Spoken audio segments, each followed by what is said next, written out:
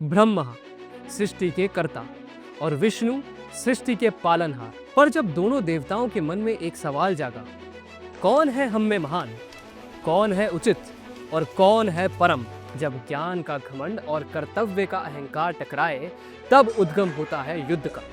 और तभी आवश्यक हो जाता है एक ऐसा जो सबसे परे हो। और तब आए शिव, जिन्होंने ना केवल उनका घमंड तोड़ा, बल्कि उन्हें उनकी मर्यादा भी याद दिलाई।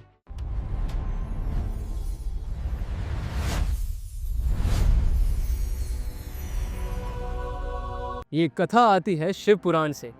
जब कल्प के प्रारंभ में ब्रह्मदेव सृष्टि के उत्पत्तिकर्ता बने और विष्णु यानी नारायण उसका पालन करने वाले। एक दिन ब्रह्मा और विष्णु के बीच विवाद हुआ, कौन ज्यादा महान। ब्रह्मा बोले, मैं हूं सृष्टि का जनक। विष्णु बोले, मैं हूं जीवन का रक्षक। विवाद ने अहंकार का रूप ले लिया और तब धरती, स्वर्ग और पाताल लोक कांप उठे। क्योंकि जब ब्रह्मा और विष्णु ही उलझ जाएं, तब सृष्टि को संतुलन में कौन चलाए। तब आकाश में एक तेज उत्सन्न हुआ, एक अनंत ज्योति स्तंभ जिसका ना आरंभ था ना अंत। ब्रह्मा और विष्णु दोनों चकित थे। महादेव ने स्वयं एक ज्योतिर्लिंग रूप धारण किया, एक ऐसी रोशनी जिसमें ना कोई आकृति थी ना कोई सीमा। तब एक आकाशवाणी हुई, जो इस ज्योति का अंत या आरंभ खोज लाएगा, उसे ही सर्वोपरि माना जाएगा।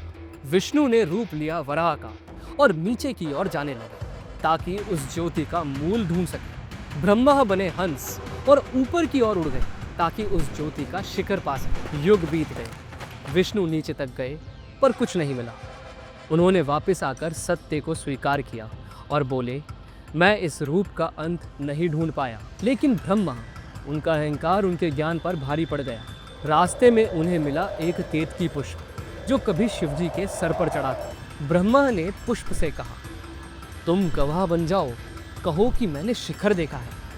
केतकी पुष्प ने भी हाँ में हाँ मिलाई और ब्रह्मा ने झूठ बोला, मैं इस ज्योति का शिखर ढूंढ लाया हूँ। तब ज्योति में से प्रकट हुए महादेव। उनका रूप था तेजस्वी, रुद्र और भयानक। उन्होंने गरज कर कहा, विष्णु सत्य के मार्ग पर रहे और ब्रह्मा तुमने झूठ के सहारे घमंड में छल किया। और तब महादेव ने ब्रह्मदेव को दिया श्राप, तुम्हारी पूजा कभी पृथ्वी पर नहीं की जाएगी। और केतकी पुष्प को भी श्राप मिला, तुम मेरे पूजन में कभी स्वीकार नहीं किए जाओगे। यही था उस अनंत ज्योति का जन्म जिसे आज हम ज्योतिर्लिंग के नाम से जानते हैं। ना आरंभ ना अंत, केवल एक सत्य, शिव ही परम है। ना उनका जन्म, ना उनका पालन, ना उनका अंत, वे स्वयंभू हैं, अनंत है, निरंकार है। ये कथा हमें याद दिलाती है कि ज्ञान का घमंड और शक्ति का अहंकार तभी टूटता है जब समर्पण की रोशनी जगती है। विष्णु ने सत्य को अपनाया, ब्रह्मा ने झूठ बोला, पर शिव, वे हमेशा सत्य और मर्यादा के रक्षक रहे।